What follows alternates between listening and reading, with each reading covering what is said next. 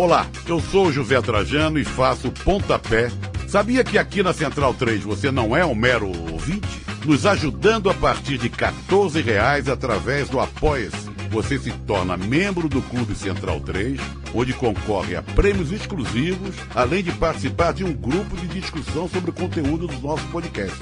Acesse apoia.se/Central 3 e colabore com a mídia livre e independente. Cristo Redentor, braços abertos sobre a Guanabara.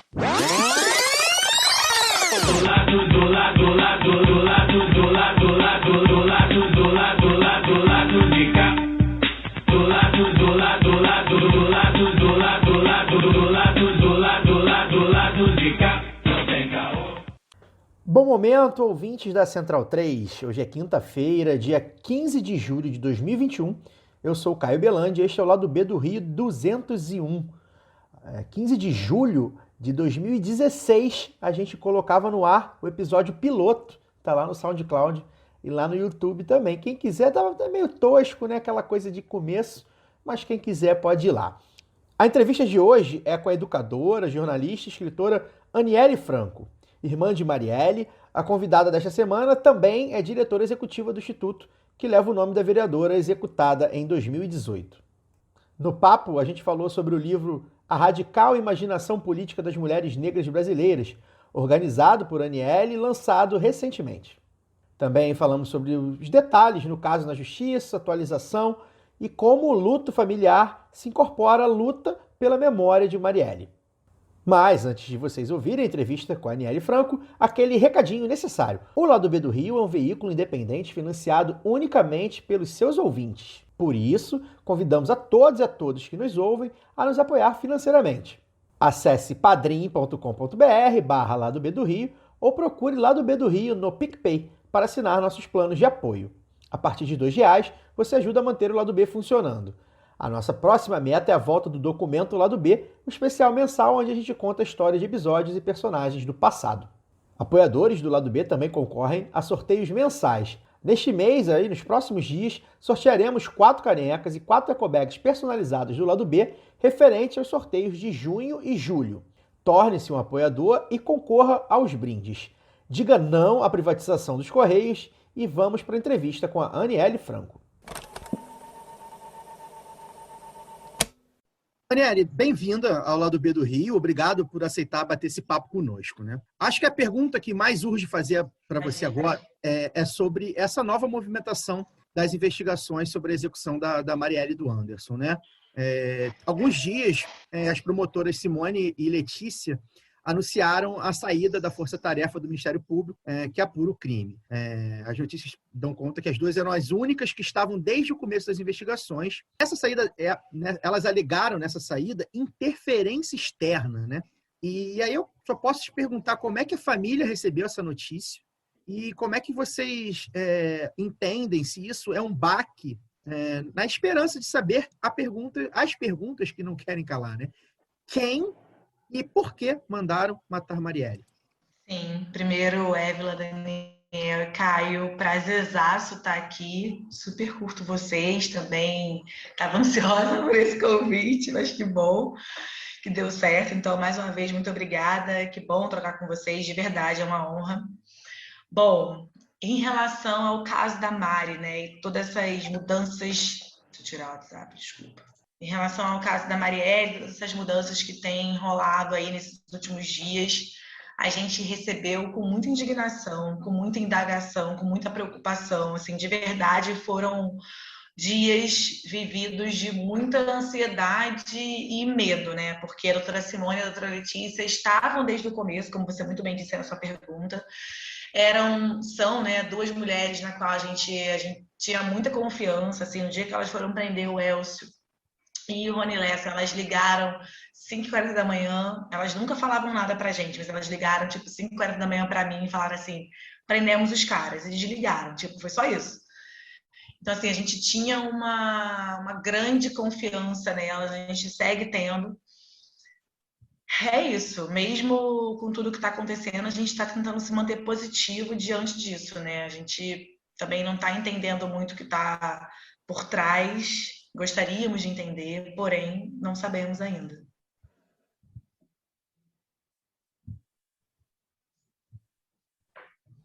Aniele, você é uma das principais dos rostos da família, né, que mais aparecem na mídia e tal. E vocês tocam o Instituto Marielle Franco, né, desde que de 2018 para cá. Queria que você falasse um pouco sobre o Instituto e a experiência de ter entrado nessa era pública, né? Porque a Marielle é quem tinha uma vida pública, né? O resto da família foi jogado nessa situação. Queria que você falasse tanto do Instituto e dessa experiência de tocar um Instituto e de estar na arena pública desde então.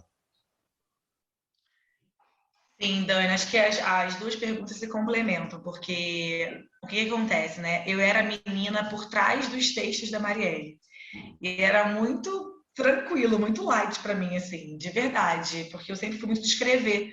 Então, muitas vezes ela mandava, revisava, mandava de volta e tal. Então, a gente tinha a nossa porta-voz, né? Digamos assim, quem nos representasse. Quando tiraram a Mari, que a gente foi jogada, eu tive a ideia do Instituto por alguns motivos. O primeiro motivo era para a gente tentar centralizar tudo que a família estava fazendo. Eram muitas viagens, eram muitos pedidos de trabalho, era muito pedido de artigo, eram muitas entrevistas. Tinham muitas denúncias chegando para a gente, porque Mari traz aí muita coisa boa, mas também traz uma galera que tem muito ódio dessa causa e do que a Mari representa. E aí, eu como professora, né, além de tudo, eu sou professora e eu queria muito ter um pré-vestibular comunitário com o nome da Marielle dentro da Favela da Maré. Essa era a minha ideia inicial. Falei, cara, vamos fazer um vestibular lá dentro, vai ser incrível e tal. E aí, quando eu fui começar a analisar e conversei com outras mulheres negras, como, por exemplo, Jurema Werneck, Lúcia Xavier, né, Marcele Decoté, que está com a gente hoje no Instituto, foram, cara, a gente tem que fazer mais do que só na educação, a gente tem que incidir de outras formas. E assim surge o Instituto. Eu passo 2018 inteiro conversando, pensando e vendo como é que ia ser. 2019 a gente senta e bota algumas coisas já no rascunho do papel. E 2020 vem o Instituto. Hoje a gente tem 4 pilares que norteiam todo o Instituto, que é lutar por justiça, defender a memória, multiplicar o legado e regar as sementes. Assim, desses 4 pilares saem outras coisas, muitos projetos, é como se eles fossem os nossos guarda-chuvas ali, para, a partir daí, a gente fazer muita coisa bonita acontecer, e tem sido feito dessa maneira desde 2020, mais ou menos. Aniele, boa tarde, boa noite, bom dia, né? É um prazerzaço estar aqui hoje. Eu estou bem honrada de poder conversar com você. E, ao mesmo tempo que a gente não consegue, assim, ficar feliz pelo tema, mas é um prazer estar falando contigo. O que eu queria saber é, a partir da saída das 2 promotoras, e eu vi você também falando sobre a mudança que vem acontecendo também já de 4 delegados, e por causa de todas essas interferências externas que a gente sabe que acontece desde o início das investigações, vocês lançaram um comitê de justiça por Marielle Anderson, que conta com apoio de mais de 150 mil pessoas e 120 organizações, movimentos e coletivos. E eu queria que você falasse um pouco sobre esse comitê e principalmente como é que a gente pode contribuir de alguma forma. Sim, Vila, imagina. Tá mudo? Ah, não, tá. Imagina, prazer é meu falar com você. A gente, ontem, né, nesse dia 14, que foi mais um desses dias emblemáticos aí de muita dor, luta e saudade, a gente se uniu. Somos nós do Instituto, com a família, com Mônica, com Ágata, Justiça Global, Terra de Direitos e Anistia, e alguns outros parceiros que não tiveram tempo de assinar o comitê, como a Colisão Negra por Direitos, para a gente tentar exigir algumas coisas em forma de comitê. Bom, ontem na porta do MP, a gente foi lá para fazer barulho mesmo, levamos algumas placas, tiramos algumas fotos, marcamos uma coletiva de imprensa, enfim. E aí acabou que no final meio que deu certo, né? Porque o procurador-geral recebeu a gente no final do dia. E a gente estava pedindo já esse encontro há algum tempo, por conta de agendas não tinha sido possível, mas agora era essencial ter um encontro. Nesse encontro, a gente solicitou uma reunião, que foi a que aconteceu ontem, mas a gente também solicitou uma reunião um pouco mais ampla com o próprio comitê, para que a gente pudesse pautar alguns outros pedidos de como saber quem são os promotores agora que vão vir para o caso, se a gente vai ter algum acesso, né, a entender um pouco mais, saber quem são essas pessoas, para saber se essas pessoas estão de fato comprometidas, como estavam Letícia e Simone, para estarem no caso da Mari. E a gente também pediu para que a gente conseguisse estreitar relações, porque não é toda vez que a gente vai ter que ter uma reunião com o Ministério Público, que a gente tem que ser recebido, a gente tem que fazer um ofício, lançar um comitê para essa galera nos atender. Isso é uma coisa. E a segunda coisa é que a gente queria muito mesmo participar ou estar mais perto ali dessa renovação aí de um compromisso da instituição de busca por justiça pelo caso da Mari e do Anderson. E com quem? Porque isso interfere muito, né? Já são 4 delegados. E aí, não só com o procurador-geral, mas também com o governador, a gente vem pedindo isso. O governador é esse que não nos respondeu. Ontem teve uma declaração dele dizendo que não tem como afirmar se o caso vai ser resolvido ou não, enfim, e eu até questionei também isso, dizendo, né, que não é possível. Ele não abria a boca para falar nada, mas quando ele de fato abriu a boca para falar, ele também não falou nada. Então, talvez fosse melhor ficar calado. Mas eu pedi uma postura de chefe do Estado, porque assim, eles têm que responder que interferências são essas que, né, podem estar acontecendo dentro da polícia, e a Procuradoria-Geral tem que responder também que interferências externas são essas que as promotoras estão falando. Então a gente está ali com um comitê para incomodar um pouquinho mais e cobrar um pouco mais eles, é um pouco isso. Daniele, você citou o Cláudio Castro, né, o atual governador do Rio, e eu queria que você fizesse uma análise sobre isso, ainda no âmbito das investigações, né? A gente vai falar de outras coisas com você, certamente, mas, enfim, é inevitável não falar isso, principalmente porque está tendo essa mudança de rumo, né? Queria que você fizesse uma análise para a gente sobre se há diferenças, né? E quais são com o discurso do Witzel do Cláudio Castro. E aí, contextualizando, né? O Witzel, por algumas vezes, veio a público, pelo menos em público, né? Dizia que era uma missão dele descobrir quem matou Marielle, que ele não iria sossegar, enfim, né? Aquele jeitão dele, de 7-1 que ele é, mas, enfim, falava isso. Ele falava abertamente isso. Tanto a ponto dele jogar o caso Marielle, né? Usar do caso Marielle como, inclusive, motivo dele ter sido impeachmentado, né? Enfim, vou deixar você analisar, eu tenho muita coisa para falar, mas você é a convidada. Eu queria que você analisasse isso, né? Até que ponto, de fato, o Witzel parecia estar a fim de resolver esse caso de verdade, e quais as mudanças que você notou entre Witzel e Cláudio Castro, que me parece que há essas mudanças, pelo menos no discurso, né? Queria que você falasse um pouco. Caio, você falou tudo, né? Olha, nós estivemos com o Witzel 2 vezes, na verdade, enquanto familiares da Mari. Eu tinha muita coisa entalada, né? Na verdade, meus pais estiveram com ele no primeiro encontro e eu tive com ele no segundo encontro com a família. E a primeira coisa que eu fui contestá-lo foi na quebra da placa, né? Porque vale lembrar aqui que Witzel estava também em cima do trio elétrico, aqueles 2 cidadãos, quando eles quebraram a placa da minha irmã. E vale lembrar também que um deles pendurou a placa quebrada dentro do gabinete, né? E aí eu questionei ele enquanto governador para saber por que ele estava lá, por que ele não se manifestou, por que ele apoiou, por que ele ficou rindo. E ele disse que não viu, né? Então, assim, ele tinha uma postura, pelo menos perante a família, de que ele queria resolver o caso. Pelo menos conosco foi muito educado, nos tratou muito bem, enfim. Mas também não resolveu, né? Não resolveu. E aí, quando entra esse outro cidadão que está aí, eu acho assim, a gente tinha um encontro marcado com o Cláudio Castro, ele desmarcou um dia antes, era até um encontro que seria presencial, no meio da pandemia, mas a gente tinha aceitado ir mesmo assim, porque era importante, mas não tivemos.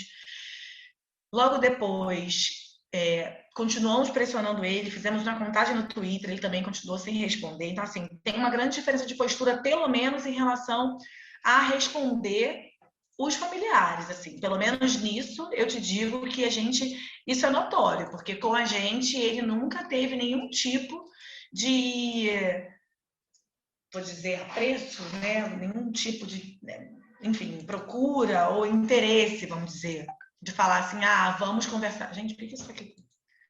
Vamos conversar com a família, com os familiares de Marielle. Não, ele não teve esse tipo de postura. E aí, quando deu toda essa coisa agora das interferências externas das promotoras, ele veio a público como ele veio, que vocês devem ter visto, e não falou nada. Então, assim, eu acho que a diferença deles de postura é apenas mesmo a de um ter recebido, ter conversado com a gente, e o outro não. Mas acho que no fundo, acho que nenhum dos dois mesmo estão empenhados ou estavam empenhados para resolver o caso da minha irmã. É a sensação que eu tenho, assim. Posso estar enganada, mas pelo menos de fora é o que eu sinto. Aniele, já que a gente falou aí do governo Witzel, Cláudio Castro e tal, como é que você vê o cenário político no Rio de Janeiro desde 2018 e aí já apontando para 2022, né? A gente já quase em 2022, a gente teve em 2018 ao mesmo tempo 3 ex-assessoras da Mari se elegendo, deputadas estaduais, sem ter tido nenhuma experiência eleitoral anterior, e isso é algo bastante significativo, né? 3 mulheres negras com origem em favelas e tal. E, ao mesmo tempo, a eleição do Witzel, o Bolsonaro com 2/3 dos votos no Rio de Janeiro, e o PSL fazendo essa bancada tenebrosa, que eles têm aí de 14 deputados eleitos, não sei quantos ainda estão no partido. Como é que você vê para 2022 a perspectiva tanto da continuidade, né, da multiplicação das sementes, como vocês gostam de dizer, deixadas pela Mari, e se você vê a manutenção ou enfraquecimento do neofascismo no estado do Rio de Janeiro? Olha, sendo muito honesta assim com vocês, a gente está vivendo aí momentos muito difíceis, né? Mas esses momentos não começaram de agora, eles começaram realmente em 2018. Eu acho que a perda da Mari traz um pouco desse cenário, mas a eleição do atual presidente legitimou e segue legitimando tudo isso. Em 2018, Dani, quando o Bolsonaro foi eleito, eu fui cuspida, né, na cara com a minha filha de 2 anos no colo. A Maria tinha apenas 2 anos naquela época. Por eles terem me reconhecido na porta de um shopping e terem me xingado, dizendo que eu era feminista de merda, irmã daquela puta, etc, etc e tal, como chamavam a Mari naquele momento.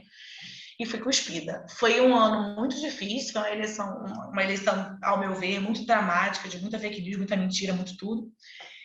E quando eu vejo 2022, eu olho e penso que não teremos tempos fáceis, ou pelo menos mais fáceis do que isso. Se duvidar, vão ser piores, assim. Eu não tô... Na verdade, eu tô e não tô otimista, porque, assim, eu espero muito que as sementes, né, como você muito bem falou, sejam reeleitas. Eu espero muito que a gente tenha ali um número expressivo de mulheres negras na política. Eu espero muito que a gente consiga, por exemplo, eleger governador de esquerda. Porém, eu acho que vai ser uma eleição que as pessoas da direita vão jogar muito baixo, como jogaram, como seguem jogando, assim. A Marielle foi muito atacada em 2018 e eu tenho certeza que 2022 será mais ou menos na mesma pegada. A gente está num cenário um pouco desesperador, eu diria, mas eu quero acreditar mesmo, assim, que a gente vai seguir lutando e galgando espaços para uma esquerda progressista e para dias melhores, porque, sinceramente, eu não vejo como isso pode acontecer com as pessoas que estão no poder hoje. Aproveitando essa sua fala, eu queria falar sobre o livro A Radical Imaginação Política das Mulheres Negras Brasileiras, né, que é uma coletânea organizada por você e pela Ana Carolina Lourenço. O Caio me mandou, né, um link do livro, lindíssimo o livro. Eu já dei uma olhada nele, que eu tenho essa coisa de ir olhando, de lendo, e eu fiquei super ansiosa para ler, mas eu só consegui ler o prefácio, e ele me chamou muita atenção, né? O prefácio Gerações em Diálogos, Mulheres Negras em Resistência, que é escrito pela Andréa Lopes da Costa. É um texto muito bom que aborda como as mulheres, principalmente mulheres negras, são afastadas da política institucional, também por partidos de esquerda, né? A gente acha que os problemas que nós mulheres e as mulheres negras enfrentam são apenas da direita, mas a gente sabe muito bem que não. Infelizmente, partido de esquerda também tem essa prática. E aí, uma coisa que me chamou a atenção é porque eu consegui fazer um paralelo sobre a própria política institucional, de como as candidaturas de mulheres pretas, pelo menos as que eu acompanho, ela sempre é construída de uma forma mais orgânica com o movimento de mulheres.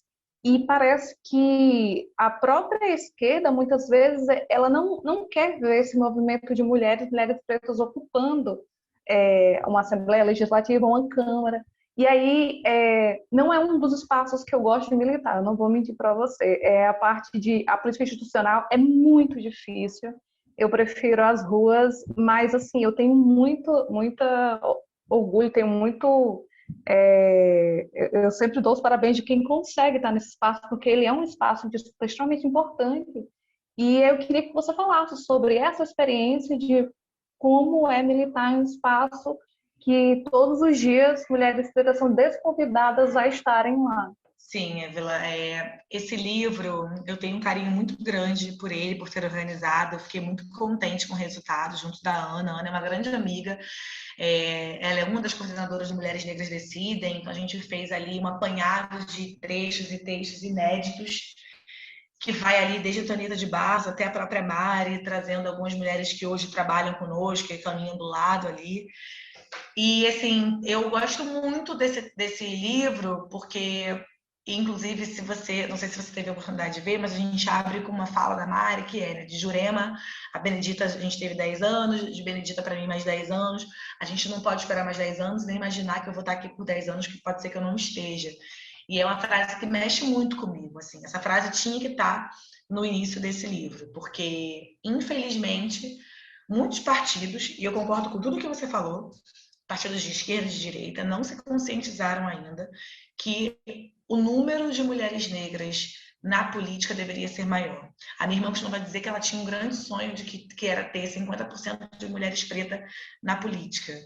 Mas a gente não consegue ver isso, né? Para vocês terem uma ideia, em 2020 nós fizemos uma pesquisa de violência política contra mulheres negras, as mulheres que estavam se candidatando para vereanças e a prefeitáveis, e assim, o número e o que a gente tirou dessa pesquisa foi inacreditável. Mulheres que nem apoio do próprio partido recebiam. Eu também concordo com você quando a gente fala da política institucional, porque eu acho que é uma política difícil de lidar, e eu acho também que muitas vezes eles olham as mulheres como subalternas ali. Não só ali, mas em vários outros lugares, mas ali principalmente. Eles não aceitam que as mulheres estejam ali sendo protagonismo, quando a minha própria irmã, a Mari, queria ir muito além. E assim, não conseguiu, né? Então a gente tem toda uma visão e uma ideia dessa política institucional, e quando eu falo que nós mulheres negras fazemos política com nossos corpos só por estarmos vivas, é o que eu realmente acredito. Eu acho que a maneira que a gente faz política hoje no Instituto é uma maneira brilhante, sabe? Onde nós podemos ser protagonistas da nossa própria história, a gente não tem que esperar tomar 5 tiros na cabeça para ser protagonista, e hoje a gente pode pautar, decidir, opinar, sem que ninguém venha dizendo, eu vim primeiro do que você, me respeite, tem que fazer assim, porque é assim que funciona em alguns partidos. Infelizmente, né? E eu acho que eu vou trazer agora aqui uma própria experiência. No dia 12 de junho eu estive com o presidente Lula, e aí era um encontro de líderes de favela, a maioria de mulheres negras, né, quilombolas, enfim, faveladas, muita mulher preta junto, e eu falei para ele, presidente, a gente não pode errar. A gente tem que começar a pensar e a pautar um plano para 2022 que seja também você trazendo as mulheres negras.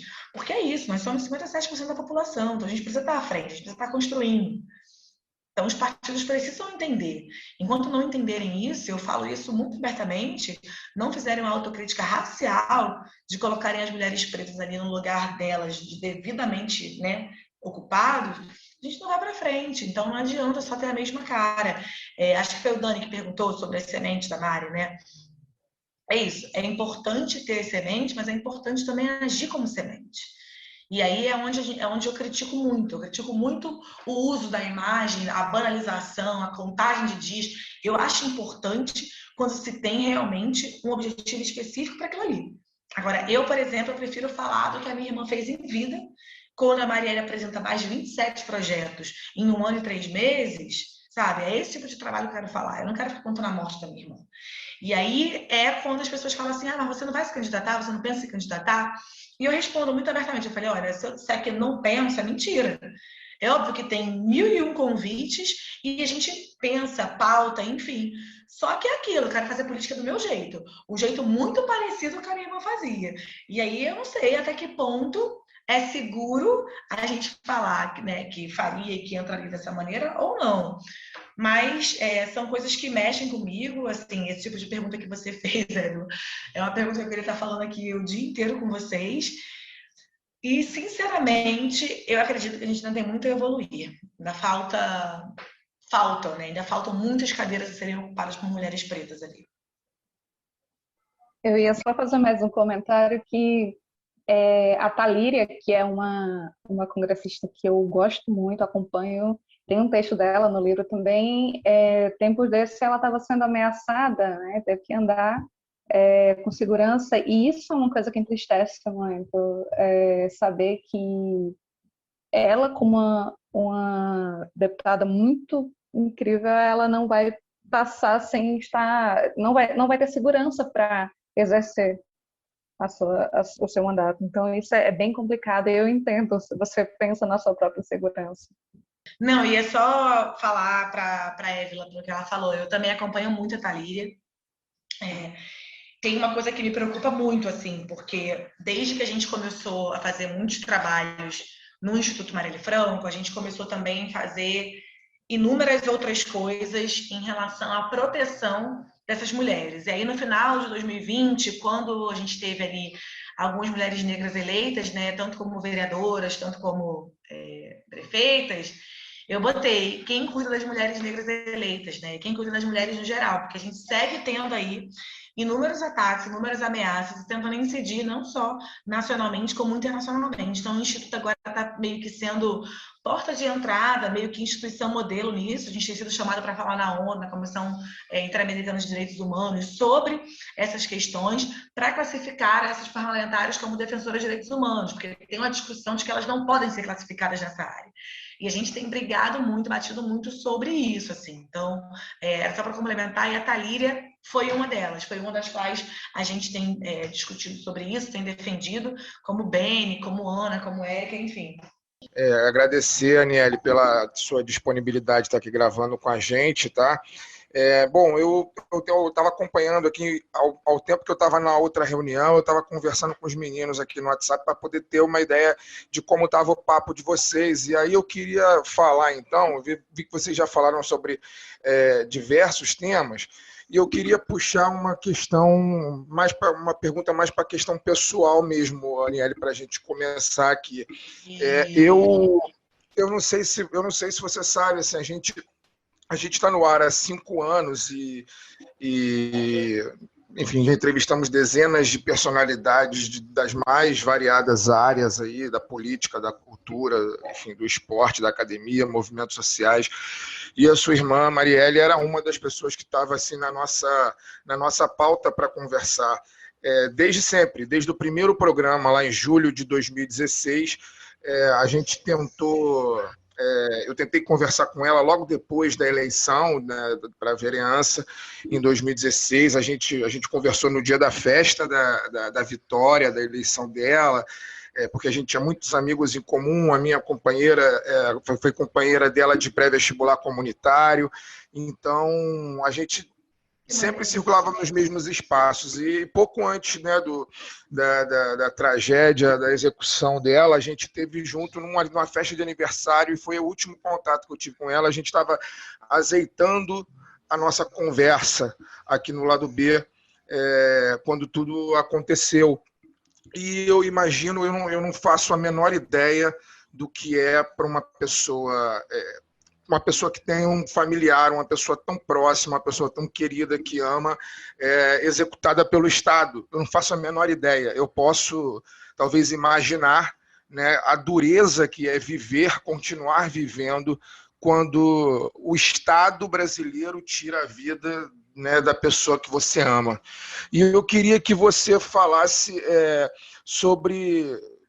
Eu não gostaria nem de chamar de experiência, né? Porque isso não é uma experiência, isso é uma violência absurda, né? Eu queria que você falasse como é para você, sabe, se reconhecer uma mulher negra brasileira, né? E pensar, acordar todos os dias e pensar o país que eu nasci, né, o país que está na minha certidão de nascimento, na minha carteira de identidade, ele é capaz. Ele não só é incapaz de zelar pela minha vida e pela vida da minha família, como ele é promotor do assassínio da minha família, do assassínio das pessoas que eu amo. Como é para você, passados já esse período, né, esse tempo, como é para você levantar da cama e pensar como é esse país, o que é esse país, como seguir nesse país, sabendo que ele é capaz dessas coisas. Ele não só não nos protege, como ele nos mata. Bom, primeiro prazer, Wagner. Pergunta difícil. É complicado, assim. Eu vou te falar que você ia falando, estava me trazendo vários gatilhos, porque a gente foi nascida e criada na favela da Maré, né? E muitas das vezes meus pais sempre trabalhavam fora e sempre era a Mari que ficava comigo, muitas das vezes em casa. E muitas vezes era ela que, quando o tiroteio começava, ela pegava o corpo dela e colocava por cima do meu, como se fosse adiantar alguma coisa no meio daquela favela louca que a gente morava. E assim, era muito tenso, mas eu me achava muito protegida. Quando a Mari perde uma amiga no pré-vestibular, lá no CEASM, na Maré, ela, naquele momento, ela falou assim, eu tava do lado da minha irmã nesse dia. Ela falou pra mim assim, cara, eu tô de saco cheio desse estado que mata. Eu nunca me esqueci disso. Ela fez vários apanhados falando do estado. A Mari batia muito nisso, né? Batia muito, muito firme, tanto que o último Twitter dela foi sobre isso. Não é fácil acordar todos os dias, sair na rua, pensar, repensar, ter força para ficar de pé, tentar acreditar que a gente vai ter uma solução e vai ter dias melhores. Não é fácil ver que a gente talvez descubra quem mandou matar a Mari, mas talvez não. Não é fácil não confiar nas pessoas que deveriam estar cuidando da gente e cuidando desse crime. É bem complicado, assim. A sua pergunta me traz, enfim, me remete a vários pensamentos, mas também me traz vários medos e preocupações, porque é isso. Infelizmente, a gente para pensar e ver o número de mulheres, favelados, trabalhadores, enfim, assassinados só em 2021 é uma coisa muito bizarra, né? E pensar que a gente não está segura. Em momento nenhum a gente se sente segura aqui. Eu só, enquanto diretora do Instituto Marielle Franco e irmã da Marielle, tenho 5 ameaças de morte nas minhas costas, hoje. Então, de quem, né? Ameaças de quem? De onde surge? De onde vem isso? Então é complicado. E, Aniele, como é que você e sua família, né, a Luiara, seus pais, como é que vocês lidam com o luto e a luta, né? Porque o que acontece? A Marielle era uma figura, e aí o Fagner está falando, enfim, eu cheguei a conversar com ela também no WhatsApp na época, faltou pouco para ela vir, enfim, para o lado B, seria formidável. a Marielle representava muita gente de fato, né? Pelo menos 45 mil pessoas, né? Os votos dela. E a execução dela representa muita coisa, né? Corpos negros que são executados todos os dias, de mulheres, de LGBTs, né? De militantes, né? Na América Latina fora.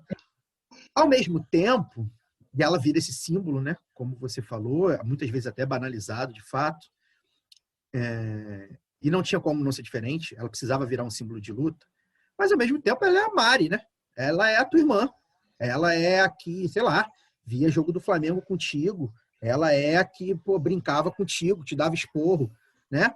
Ela também tem uma pessoa ali, para além da figura que precisa ser exaltada.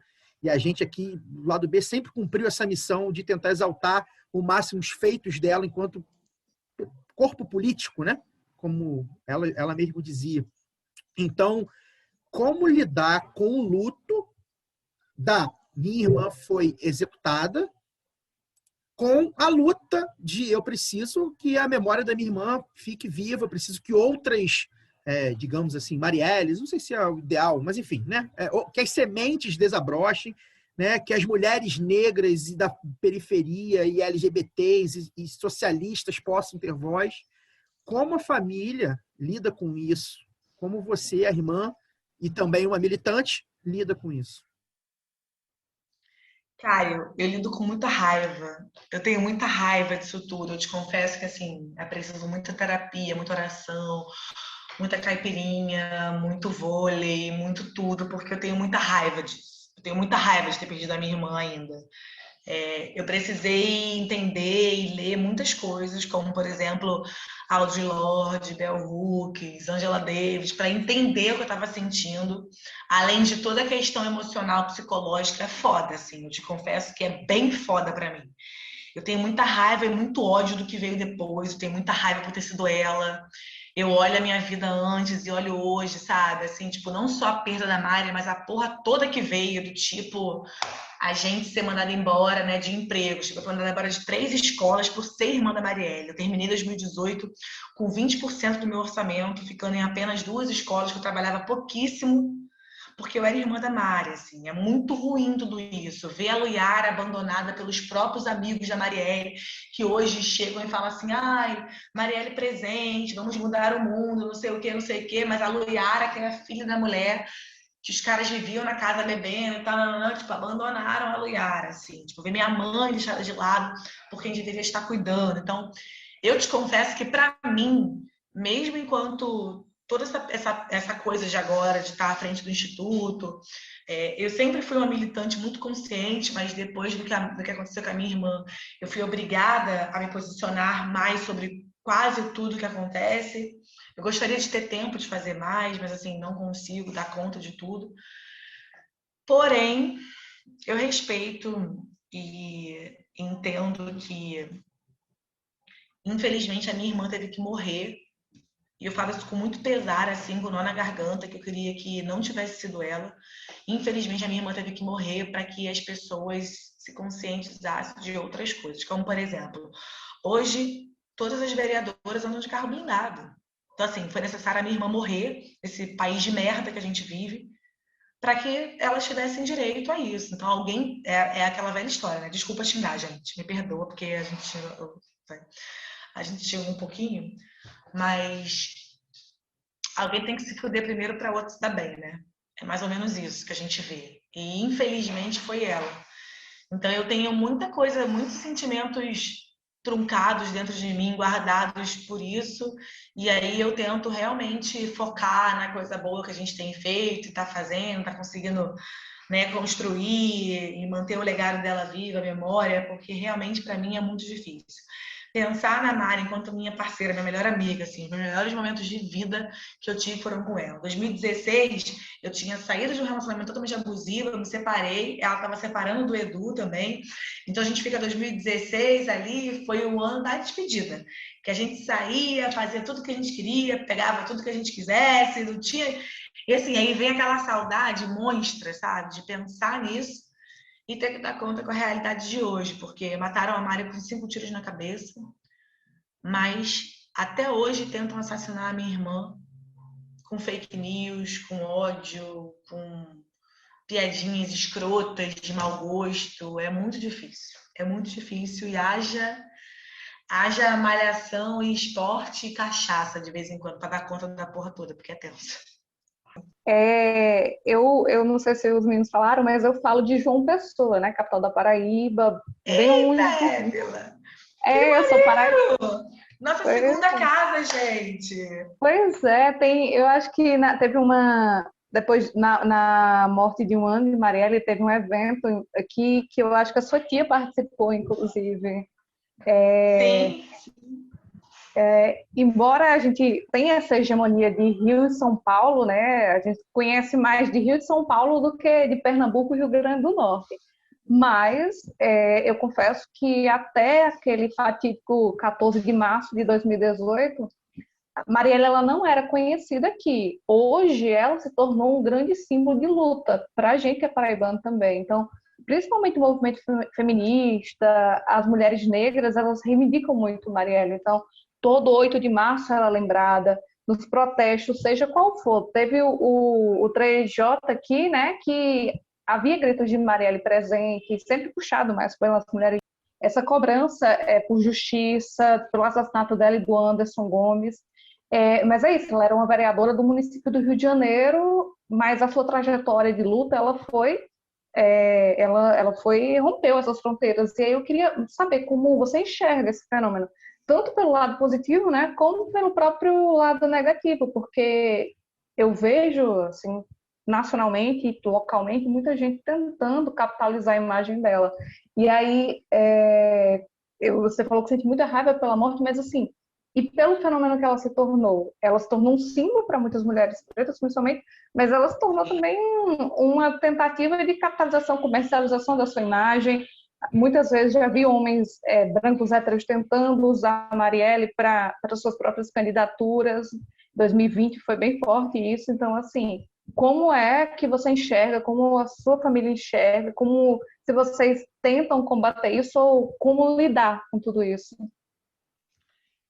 olha, sinceramente, assim, tem vezes que a gente tem forças para lidar, tem vezes que a gente tenta, tem vezes que a gente já percebeu que não dá, sabe? Tem coisas que já fugiram do nosso controle, literalmente, assim. A gente tenta, até onde a gente consegue, por exemplo, quando surgiram as fake news, a gente, né, foi para cima, vamos lá, tentamos, denunciamos, enfim.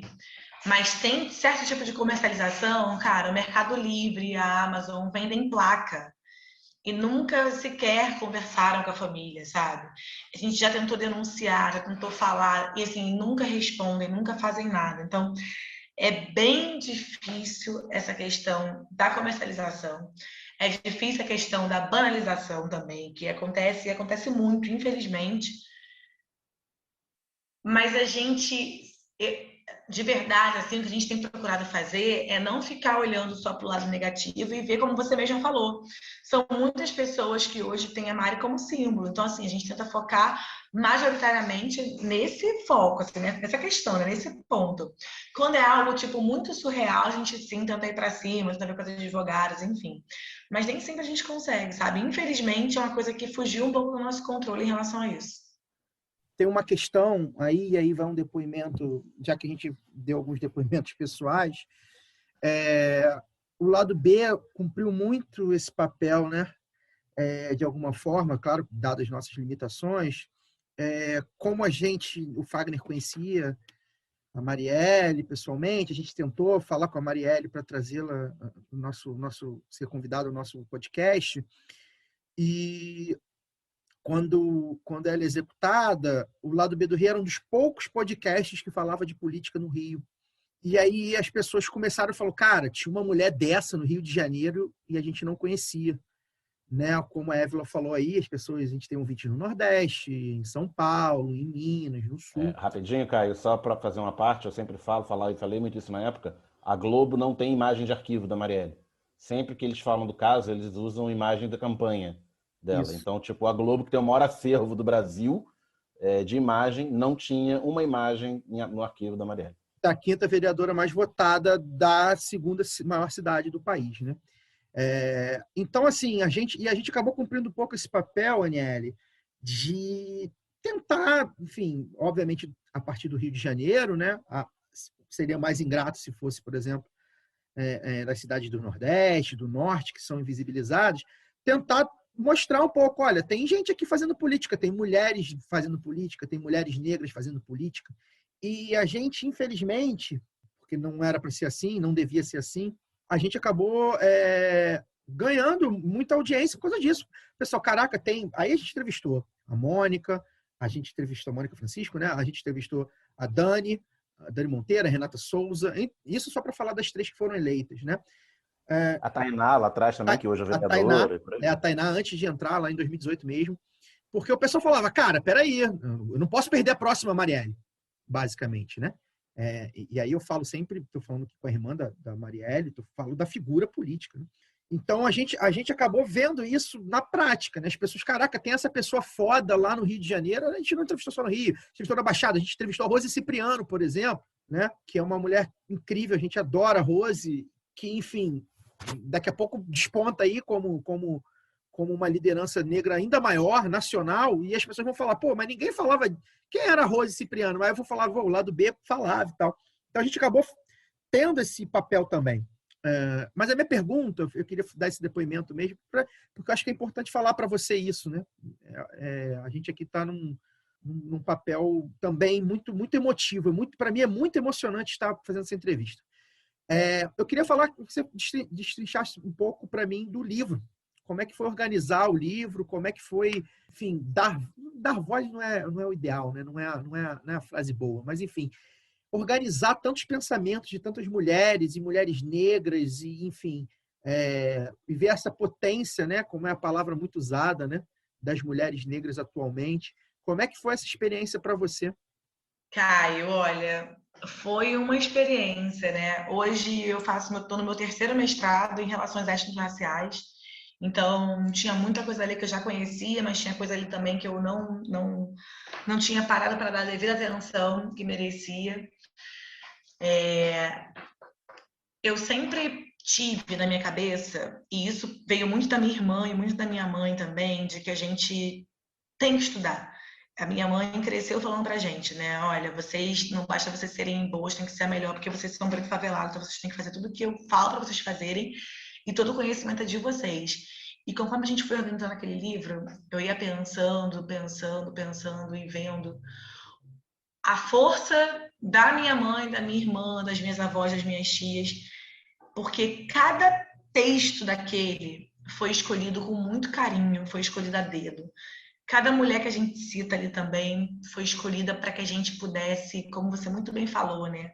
Não só dar voz, mas manter viva a memória da Marielle. Isso que você fala da Globo não ter acervo da Mari é um pouco do retrato de que muitas vezes as pessoas não acreditam na gente, outras vezes as pessoas só falam, vai estar sempre ali, depois eu vejo e tal. Então, muita gente costuma não guardar memória física, né, daquilo que você viu, lê, enfim. Eu sou muito pró-escrita.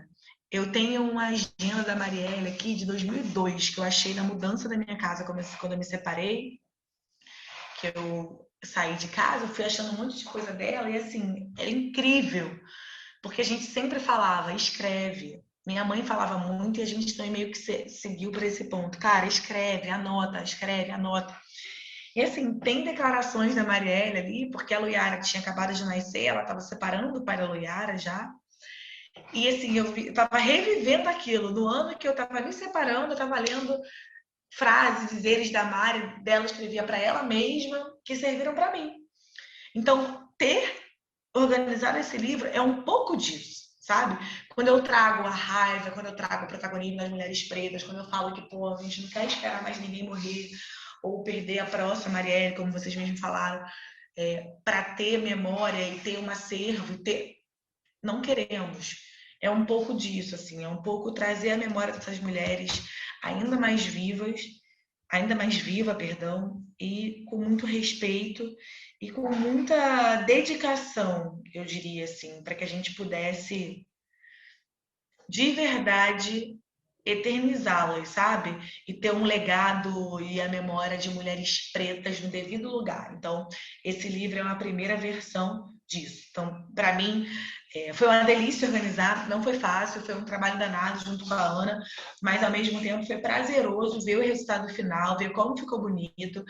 Acho que vale lembrar que o livro ele pode ser baixado, né, tanto no Instituto, no Mulheres Negras Decidem, ou no site da Fundação Rosa Luxemburgo, elas podem ir lá, preencher um formulário e baixar o livro também, receber o livro em casa. Então, eu acho que ainda mais isso, a gente não está comercializando o livro, mas é um livro que fica aí para a história das mulheres negras, não só para nós que estamos aqui hoje, mas para todas as outras que virão. Daniele, falamos sobre o Instituto, você está lançando livro. Como é que estão os projetos para o futuro próximo? 22, 23, o que você tem em mente aí? São muitos projetos, mas bom, para final desse ano e 22 a gente está lançando no Instituto o Papo Franco, que o Papo Franco, na verdade, ele era um programa da Mari, só que a Mari ia fazer uns vídeos gravados pela mandata dela, e a gente está recriando o Papo Franco, entrevistando diversas mulheres pretas, mulheres essas conhecidas ou não também, mas lideranças de seus territórios.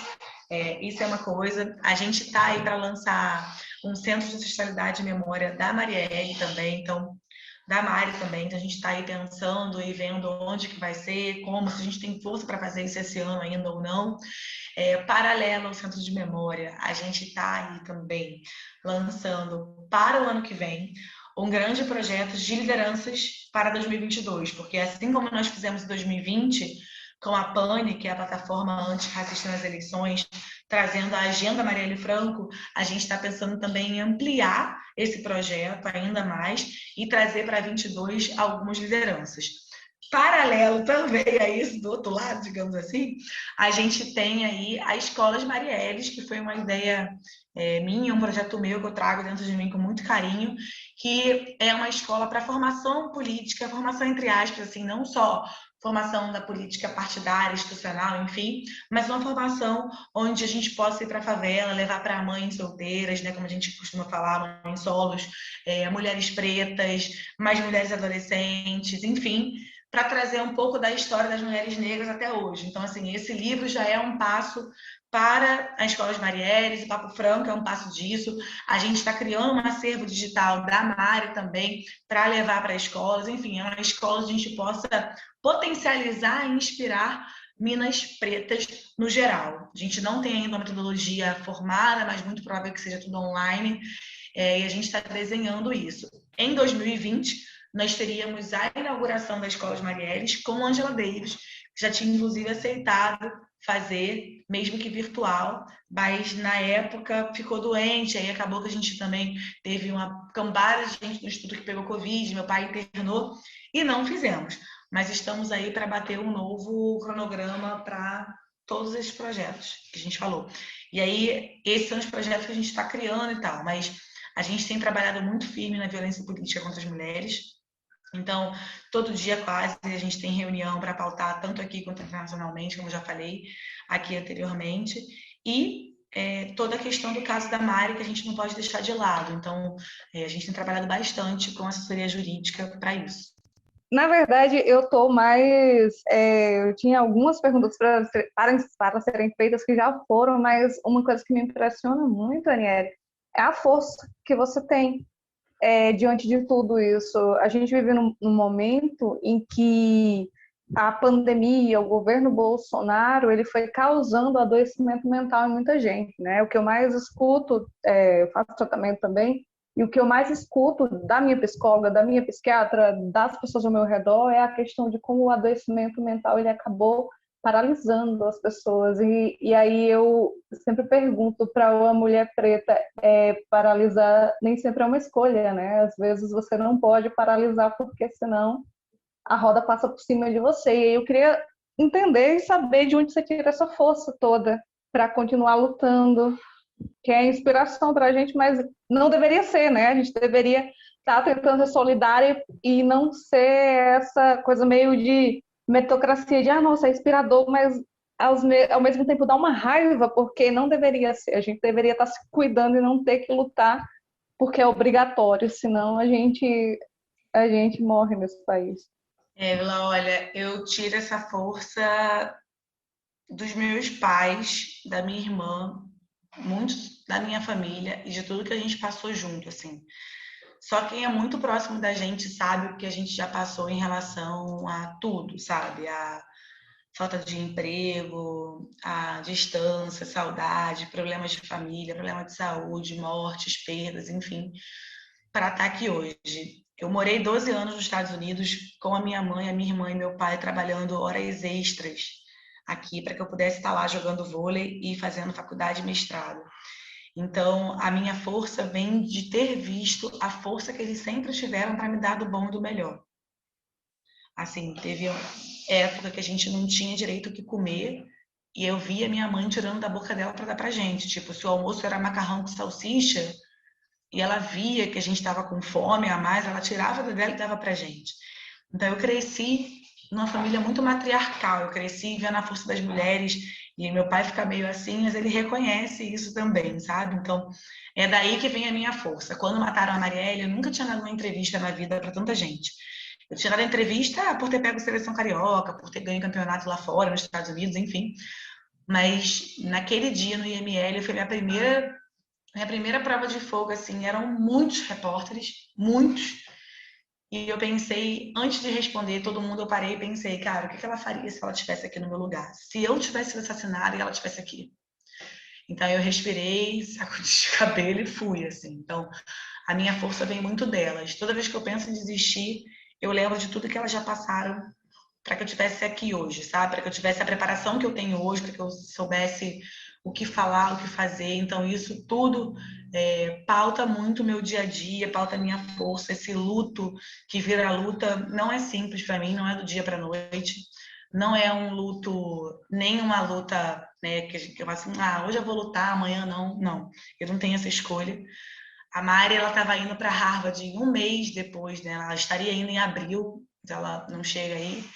E ela sempre teve muita dificuldade com a língua inglesa. Então ela falava para mim assim, cara, eu não te ajudei a ficar 12 anos fora para isso. Tu que vai comigo, tu que vai ser minha tradutora, assim, sabe? Tipo, vambora. Então, tudo isso, assim, tipo, dos mínimos detalhes aos maiores detalhes, para mim, é o que de fato hoje me faz ser a mulher que eu sou. E eu devo muito isso a elas duas, principalmente. Daniele, a gente só tem a agradecer a sua presença aqui, o papo foi muito bom, né? A gente tenta acompanhar ao máximo o desenrolar, né, da investigação. Enfim, como a gente falou aí do decorrer do episódio, da entrevista, a gente várias vezes já relatou sobre a figura da Marielle, que a gente conhecia, né, de alguma forma. E então, para a gente fazer esse programa era necessário, até que demorou, mas enfim, talvez tenha sido num momento até mais propício por conta dessa mudança que a gente está vendo aí agora. Eu espero de verdade que a sociedade tenha uma resposta, que a família tenha uma resposta. Enfim, a gente aqui se coloca à disposição também da família para alguma coisa que a gente puder ajudar. E muito obrigado. Deixa seu recado final, onde a gente acha o livro, onde a gente acha as coisas do Instituto, as redes sociais do Instituto, as suas, enfim. Muito obrigado. Imagina, cara, eu que agradeço o convite, uma honra estar aqui com vocês, repito, muito, muito obrigada mesmo.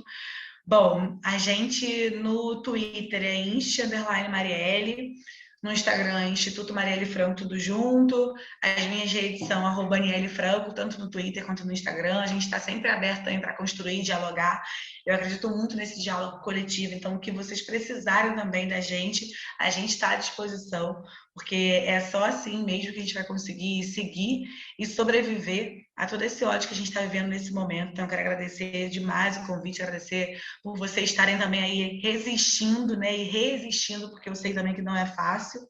E conta comigo, conta com a família, conta com a gente, vamos junto, sigamos. E a gente acredita muito que esse ódio aí não pode vencer o amor, né? E dias melhores virão pra gente, se Deus quiser, eu acredito.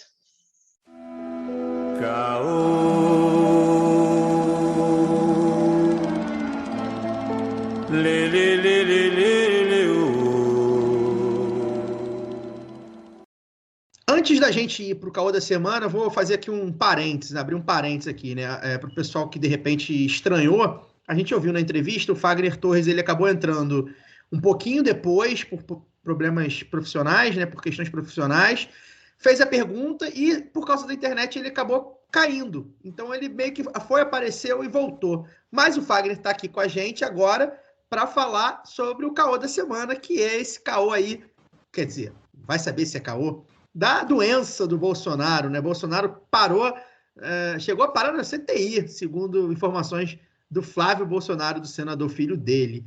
Então, já que a gente está chamando o Fagner, né, direto, já quero mandar para ele já para ele falar o que ele achou. Primeiro, ele tem as teses dele, né, para não dizer teorias, vamos dizer teses, sobre a veracidade da doença, sobre o que... Enfim, Fagner, vai, desenvolve aí. O que você acha que está acontecendo com o Jair Bolsonaro nessa semana? Ele está doente mesmo? Boa noite, gente. Desculpa aí a precariedade da internet. Minha internet caiu no meio da entrevista aí com a Aniele e demorou a voltar. Eu achei que eu não fosse nem conseguir voltar. Tentei conectar o computador aqui pelo 3G do celular e também não rolou, porque o computador é novo, tô tomando pé ainda aqui do funcionamento dele. Até 2024, quando ele estiver totalmente obsoleto, eu aprendo a lidar totalmente com ele. Sobre essa palhaçada aí envolvendo esse genocida maldito, eu não confio em absolutamente notícia alguma que esse governo reproduz. Esse governo é o governo da total falta de transparência em todas as áreas, né? Desde a questão da governabilidade mesmo, né? Os dados do governo, as ações do governo, as questões relativas à corrupção nos ministérios. Isso a gente não espera nenhuma transparência desse governo, que é um governo militar, e militar não trabalha com transparência, né? Militar trabalha com a obscuridade, pelo menos no Brasil, né? E eu não confio em absolutamente nenhuma informação dessas que é passada com relação à saúde do presidente da República. Até que me prove o contrário, isso é apenas, ele pode estar, sim, com alguma questão, algum refluxo, alguma questão aí gastrointestinal, né? Mas disso é feito um circo, no sentido de tentar humanizar uma figura que não tem nenhuma humanidade. E eu acho que o nosso risco é justamente esse, né? Cair nessa aventura de humanizar um sujeito que é responsável por 540 mil mortes. Essa figura que hoje está na presidência da República, ela não tem nenhum traço de humanidade. Tem alguém com o microfone aberto aí, ou é o meu mesmo, sei lá. Mas ela não tem nenhum traço de humanidade, e ela deve ser tratada dessa forma, sem nenhum traço de humanidade. Não tenho nenhuma empatia por essa pessoa. Esteja ela com algo leve ou grave, eu espero que ela se foda, simples assim. E aí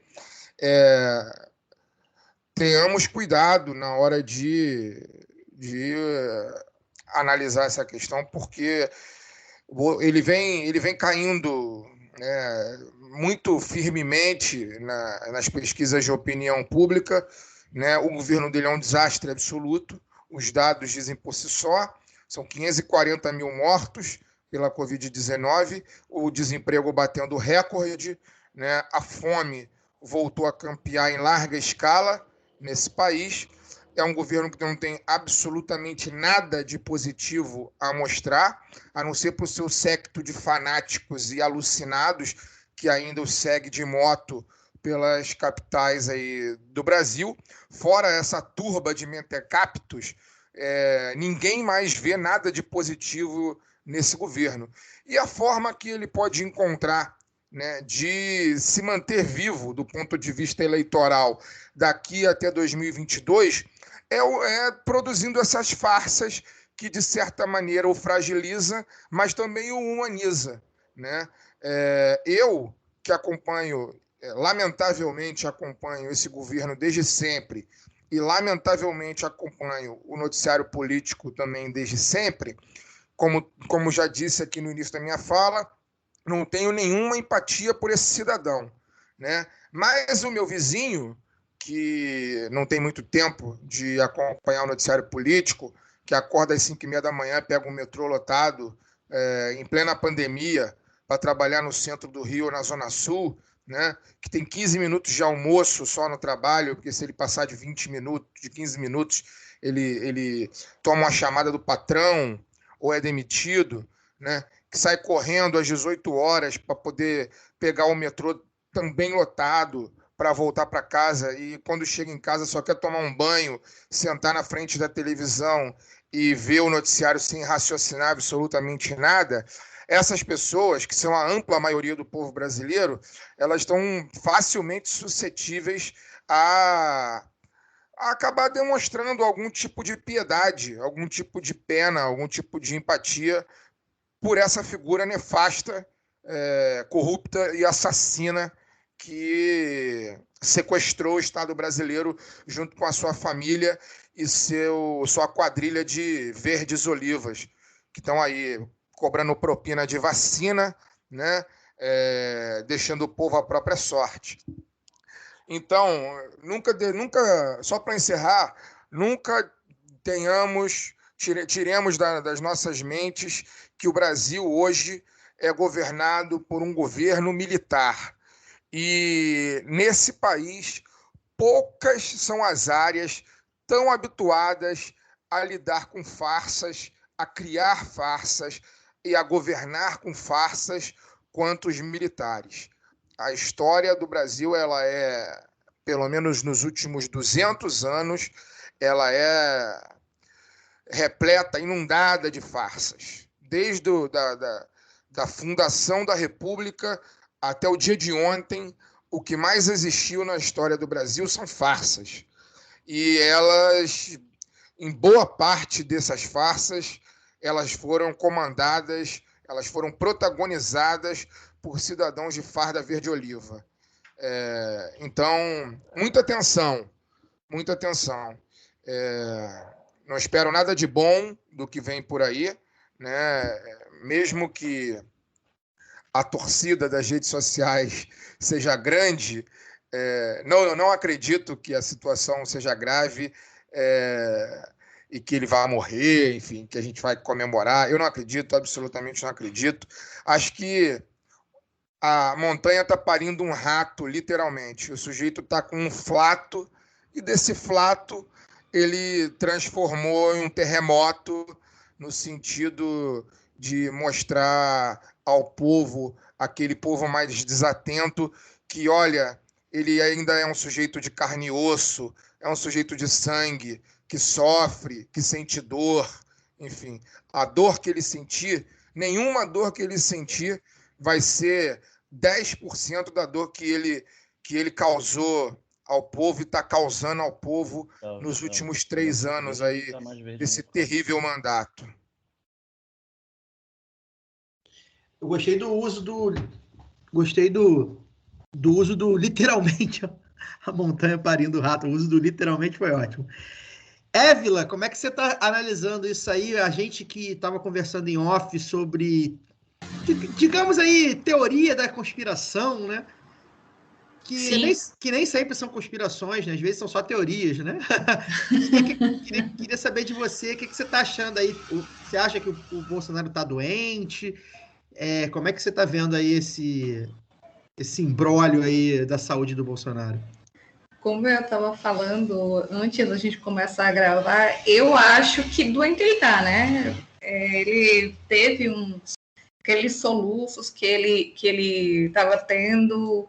Eu li alguns matérias de bastidores do Planalto em que ele andou bem nervoso por causa das manifestações, entre outras coisas, do avanço da própria CPI, né, que está chegando cada vez mais perto dele, e eu não acho que ele não esteja, né, doente, assim como eu não acho, eu fico pensando, né, se levou numa facada, mas acho que ele levou, só que até que ponto ele não maximiza, não aumenta, né, vou usar o aumento porque acho que nesse momento eu errei a palavra maximiza, tudo que ele vive, né? Até mesmo para tentar fugir ou desviar o foco do que ele está vivendo no país.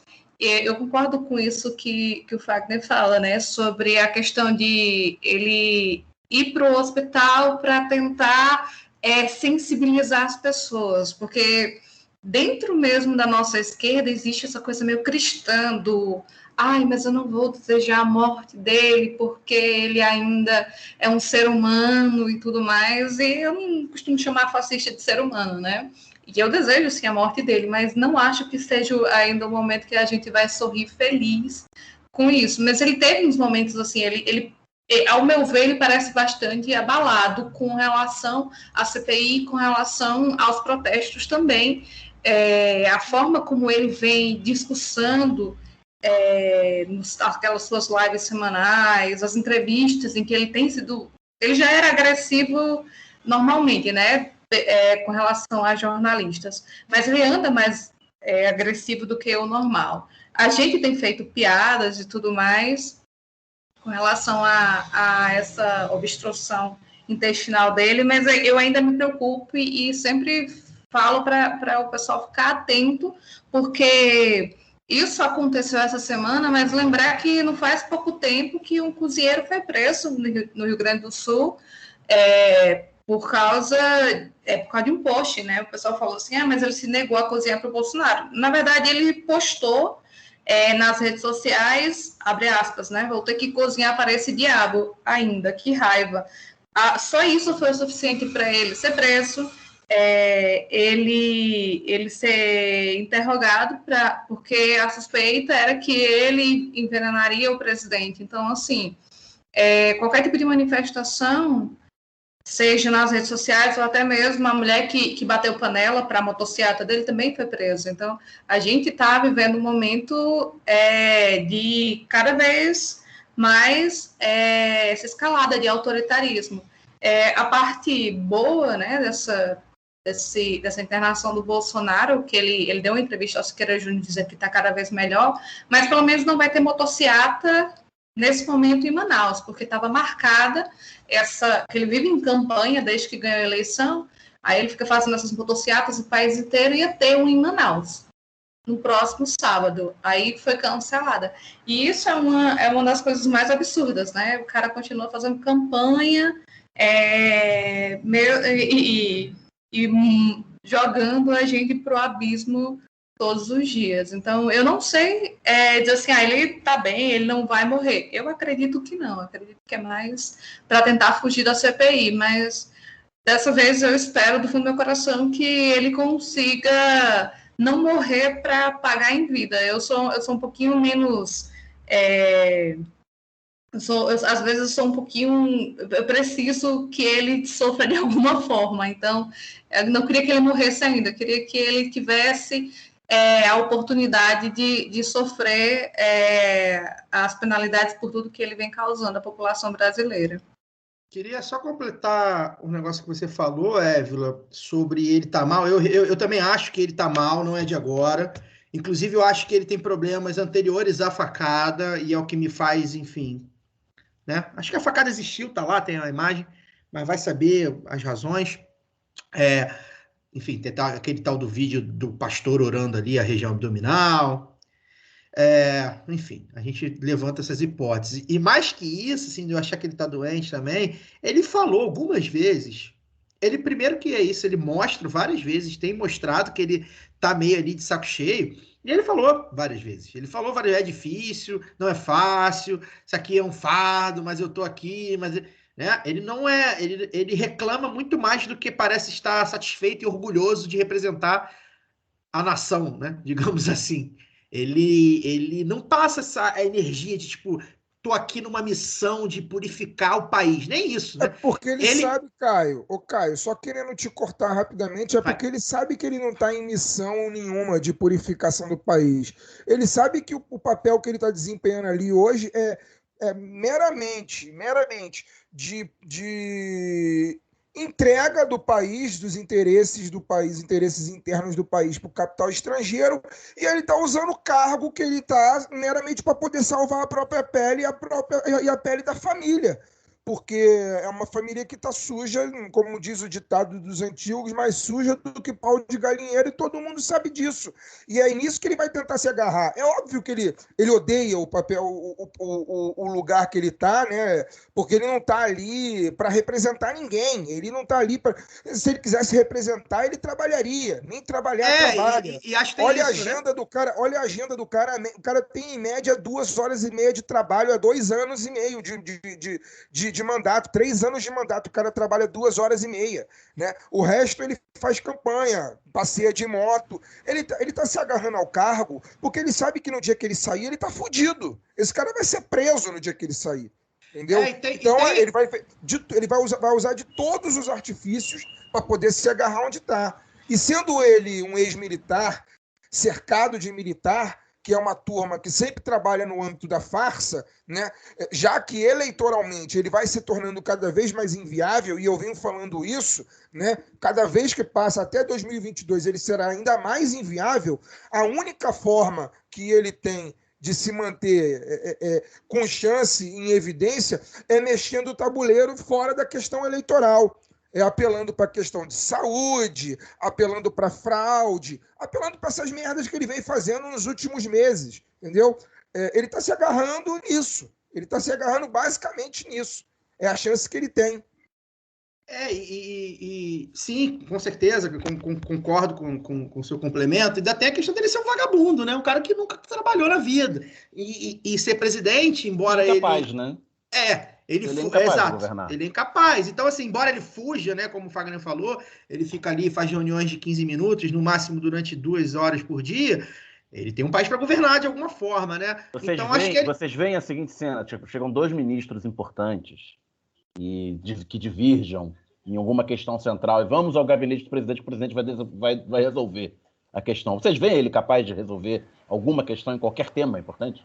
Cara, eu acho que isso daria uma boa esquete, sabe? Imagina 2 ministros chegando para resolver com o Bolsonaro. Sei lá, o Paulo Guedes e um outro ministro poderoso. Sei lá, o cara lá, o trator da infraestrutura, que eles que gosta de inaugurar alça de acesso a viaduto em rodovia federal. Mas digamos que o cara queira lá liberar sei lá o quê, uma verba, e o Paulo Guedes fala que não pode. Não, vamos levar ao presidente que ele vai decidir. E os milicos lá, tentando mediar. A cena que deve ser.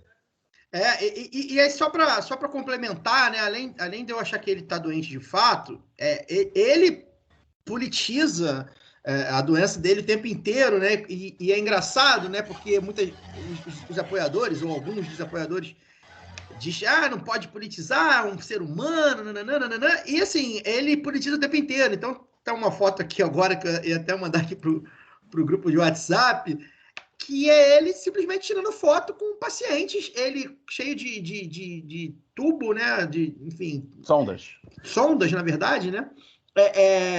E ele lá visitando outros pacientes no quarto, sei lá, na enfermaria com ele, sei lá. Campanha no hospital, né? Ou seja, fazendo campanha no hospital, mesmo em tese, né? Doente, né? Então é um negócio. É absurdo. E eu concordo com quando o Fagner fala que tem que duvidar de tudo, né? Eu duvido de qualquer coisa que aconteça nesse governo, eu duvido. Qualquer coisa. E tem que duvidar mesmo. Desde a facada até o fato de terem sido negacionistas com a vacina, por exemplo. A gente está vendo aí por que teve esse negacionismo, né? Tinha um negócio ali também. Então, assim, a gente tem que duvidar de tudo que esses caras dizem. E tem uma questão também, aí eu vou puxar o Daniel para a conversa, que eu acho que é a questão do tal do pensamento desejante, né?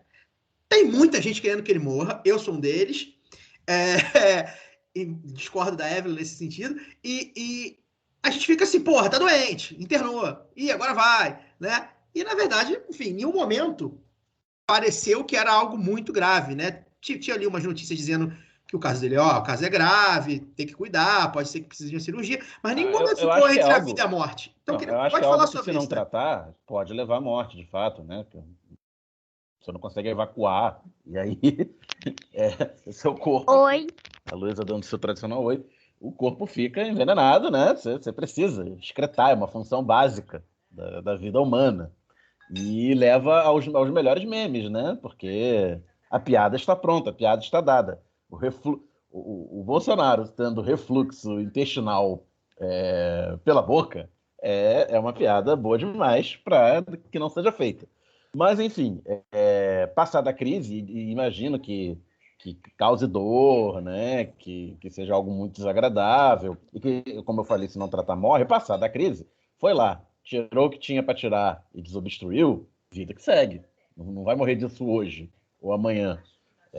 Pode ser que morra um dia na vida, daqui a alguns anos, né? Mas não é algo crítico, que vai matar em poucos dias ou semanas. Mas, naturalmente, se aproveitando disso, e como eles se aproveitaram da facada, eles vão se aproveitar de uma internação de alguns dias para fazer um drama, para fazer isso, divulgar foto em rede social, né, martirizado, né, cheio de fio, cheio de sonda, vai fazer as palhaçadas dele lá visitando os outros pacientes, já deu entrevista para o Siqueira Júnior, né, para o indescritível Siqueira Júnior, e por aí vai. E já, é claro, né, antes mesmo de internar, acho que no dia que internou, que foi ontem, né, já evocou o fantasma da facada, né, que por causa de um filiado do PSOL, que é um braço do PT, e eles vão fazer circular isso para que seus seguidores mais fervorosos reproduzam isso na internet e tal. A questão é o quanto isso vai funcionar, o quanto isso vai pegar, porque eu concordo quando o Fagner diz, né, que a população que está em casa, anestesiada, vendo seu jornal de noite, depois de um dia de trabalho, pode criar empatia, né, ao ver as cenas, né, do cara lá internado e tal, mas eu não sei até que ponto essa raiva geral pela situação geral na qual nós nos encontramos, pelo menos de cerca de metade da população, né, se ela vai ser facilmente cooptada por esse coitadismo, digamos assim. Aliás, a gente sempre fala que essa turma faz tudo que acusa os outros de fazer, né? O mimimi e o coitadismo é uma especialidade, né? A constante vitimização de um bando de um homem velho, hétero e branco é sensacional. Eu vou levantar mais uma bola dentro do tema que a Évila perpassou aí, e eu queria ouvir vocês também, e se a Évila quiser desenvolver também, obviamente, que é essa história do quero que morra, não quero que morra, né? Tá rolando essa polêmica aí nas redes sociais, não só nas redes sociais, né? Acho que tá rolando em qualquer lugar que os opositores, né, do governo Bolsonaro atual, que são muitos, né? Ainda são poucos do ponto de vista que ele tem ainda muito apoiador, mas somos muitos, né? São muitos os casos de gente que votou nele que não suporta mais ele. Eu conheço vários e eu sei que os ouvintes também conhecem. Não suportam mesmo, né? Eu conheço vários, assim, que tipo, é absurdo. E aí tem essa questão, né? Por um lado, morreu, vamos supor, né? Ele pode estar furando a gente, ele pode ter morrido aqui na hora que vocês estão vendo esse programa. Tomara. Se por um lado morreu, e aí, porra, vai ser uma catarse coletiva, como nunca se viu no Brasil. Canalhas como o Jair Bolsonaro normalmente morrem, ou são muito humanizados, ou morrem e as pessoas nem lembram, morreu e tal, porque morrem de velhice, normalmente, inclusive, né? Ou morre de velhice na chácara, ou morre sendo elogiado e visitado pelos adversários políticos no velório. E não era bem assim, tinha coisas boas e tal.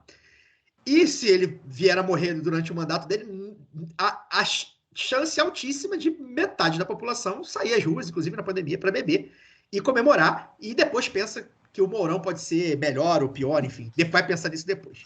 E, por outro lado, a gente tem a questão de eu quero que ele pague, né? O Fagner, por exemplo, acha que se ele sair do mandato, ele pode ser preso, tem muita gente que acha isso, que vê ele como os filhos podem pagar.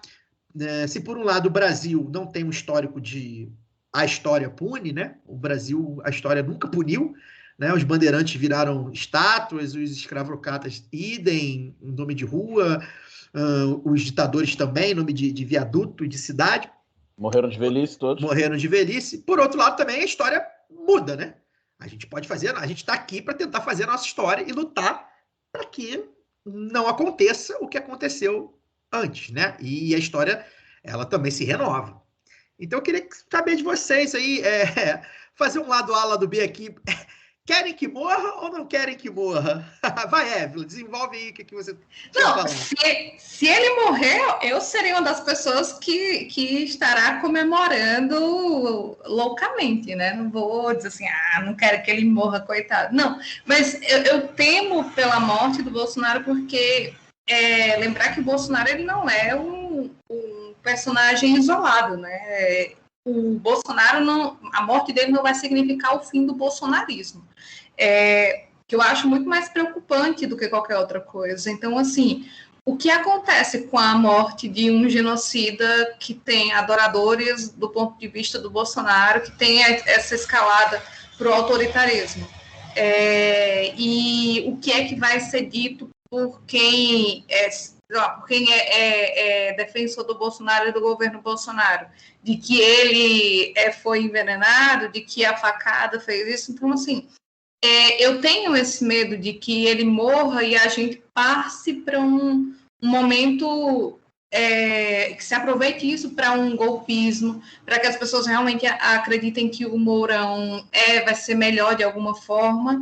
E eu tenho essa ideia de que eu queria muito ver o Bolsonaro preso. Eu quero que ele morra, mas eu queria que ele fosse preso antes. Não custa nada realizar esse meu sonho de ver ele e os filhos dele acabados em vida ainda. Então, assim, eu acho que como vai acontecer pode piorar um pouco para a gente, pode ser desmobilizador ao mesmo tempo, porque como é que ficam os movimentos sociais de esquerda, principalmente que têm ido à rua e são tão fragmentados em caso de morte do Bolsonaro? Porque não existe uma unidade de esquerda que esteja lutando contra o capital e pensando num poder popular, na construção do socialismo. Grande parte dessa esquerda que vai às ruas está querendo que o Bolsonaro sangre para ter uma eleição em 2022. Enquanto isso, a esquerda radical está dizendo fora Bolsonaro, Mourão e Guedes. Se o Bolsonaro morre, como é que os partidos de esquerda da ordem vão se comportar? Então, assim, eu prefiro que a gente esclareça o que vai acontecer futuramente na CPI.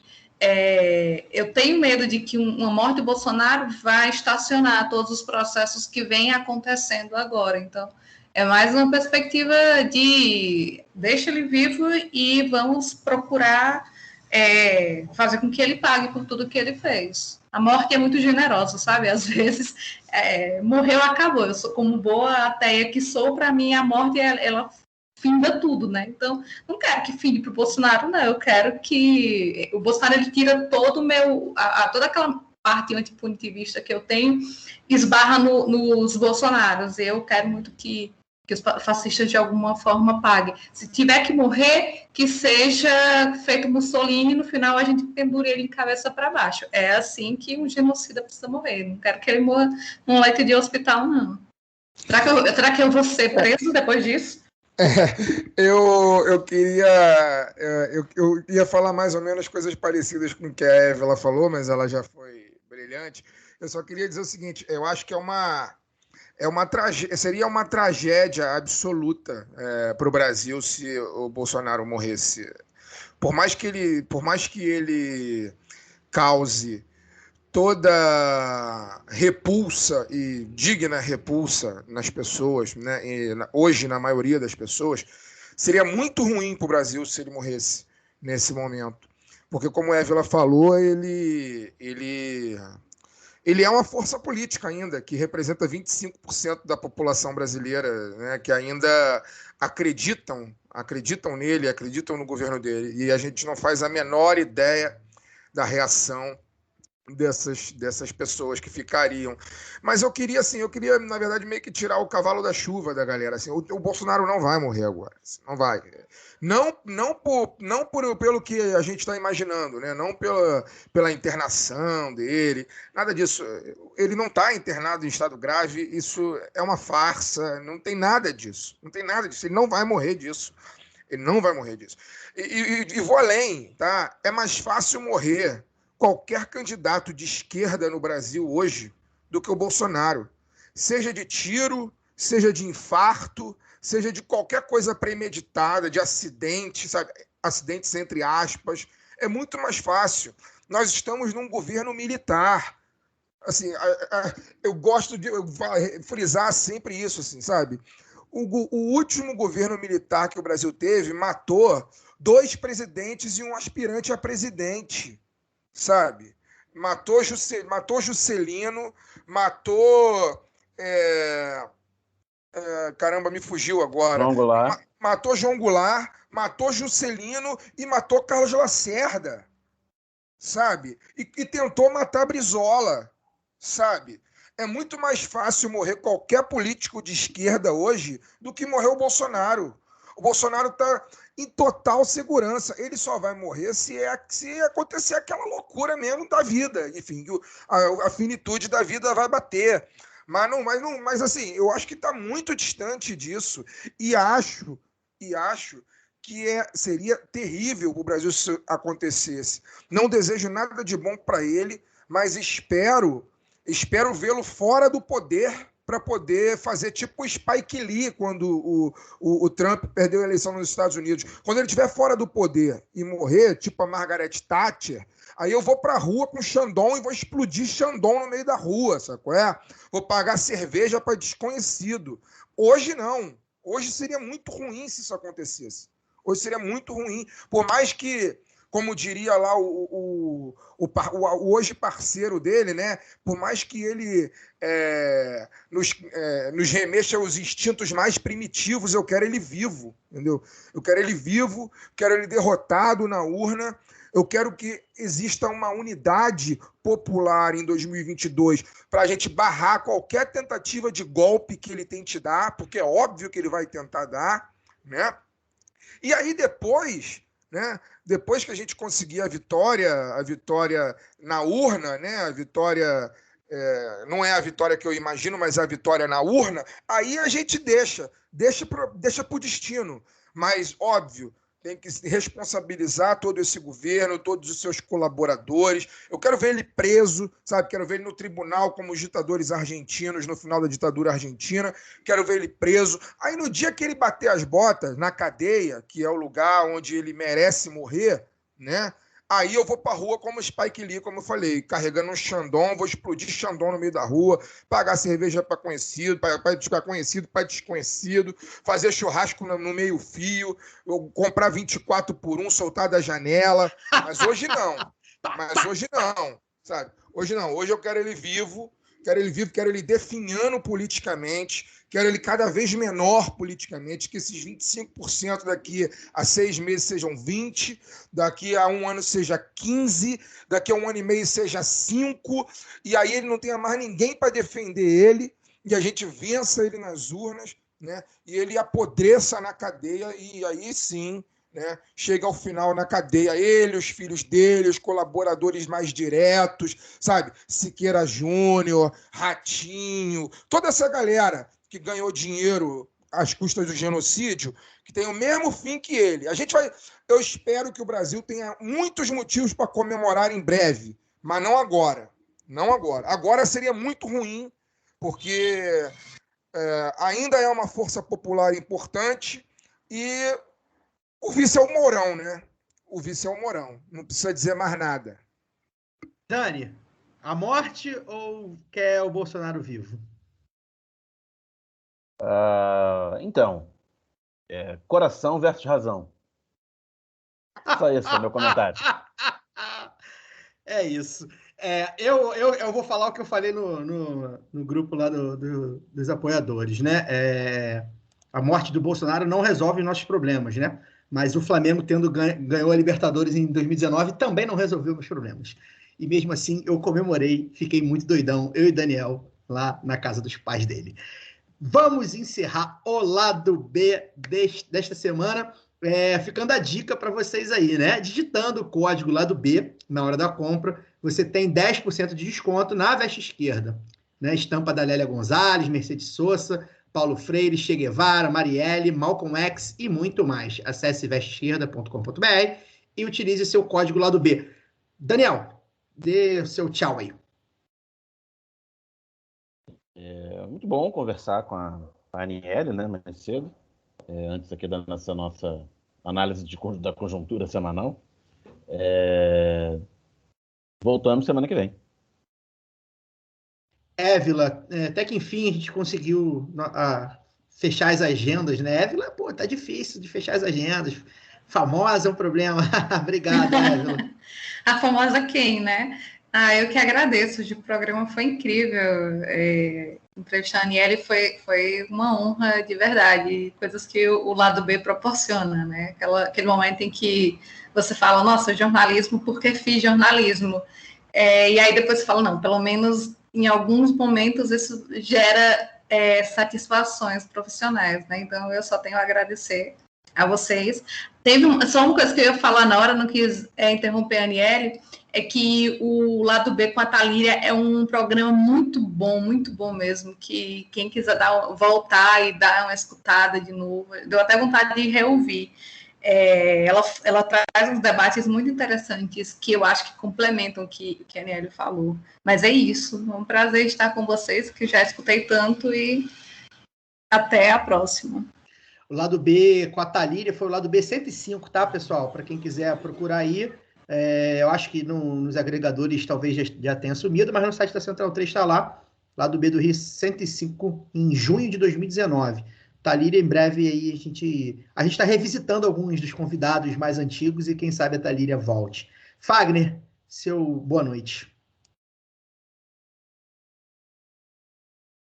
Boa noite. Não sei se vocês estão me ouvindo bem. Estão me ouvindo bem? Muito bem, pode continuar. Então tá. Boa noite. É uma pena que eu não pude participar decentemente da entrevista da Aniele, mas, enfim, essas coisas acontecem. E é isso, vamos sobrevivendo a essa farsa toda, essa loucura toda, esse genocídio todo. Eu não aguento mais, cara, ver essas imagens, me deixa muito... Sabe, essa imagem que você colocou agora há pouco no Twitter, Caio, desse sujeito no hospital fazendo campanha, sabe, é uma afronta à minha inteligência, sabe, é uma afronta à minha dignidade. E eu não aguento mais isso, cara, eu não aguento mais, sinceramente não aguento mais. Eu espero que esse ano passe o mais rápido possível, já estamos na metade dele, que 2022 voe, por mais que seja o ano dos meus 40 anos e depois dos 40 as coisas só vão caindo cada vez mais, mas eu não vejo a hora de chegar aos 40 anos, porque significa que vou estar muito mais perto do fim desse maldito governo, sabe? E do fim dessas notícias absurdas, do fim dessas imagens toscas, sabe? Eu quero que essa gente se recolha a sua total insignificância, de volta para o esgoto. Não quero mais ter notícia sobre essa família, não quero mais ouvir só quero ouvir falar quando sair a condenação dessa gente, sabe? Não aguento mais essa afronta diária à minha inteligência, sabe? Te acorda todo dia e pensa, como é que esses malditos vão afrontar a minha inteligência hoje? Como é que esses malditos vão me irritar hoje? Eu não aguento mais isso, cara. Não aguento mais. Mas semana que vem a gente está aqui. Vamos nessa. É isso. Semana que vem estamos aqui. Tem mais um Lado B do Rio com um convidado excelente. A galera vai adorar, que vai voltar aí o programa depois de muito tempo. Então, até semana que vem. Tchau, tchau!